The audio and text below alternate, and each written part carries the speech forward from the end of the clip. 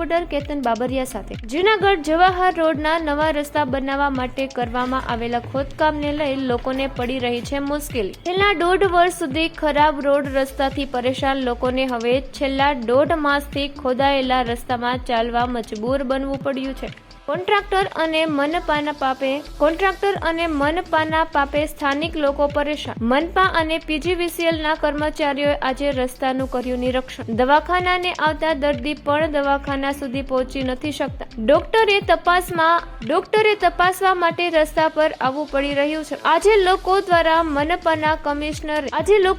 મનપાના કમિશનરને ટેલિફોન જાણ કરવામાં આવી। આ બાબત મનપા કમિશનર દ્વારા પીજીવીસીએલ BSNL વોટર વર્ક શાખાની સાથે બેઠક કરી વહેલી તકે કામ પૂરું કરવાની ખાતરી આપી। મજૂર વર્ગ રજા પર હોય તેને લઈને પણ કામ મોડું થયું હોવાનું કમિશનર દ્વારા જણાવવામાં આવ્યું।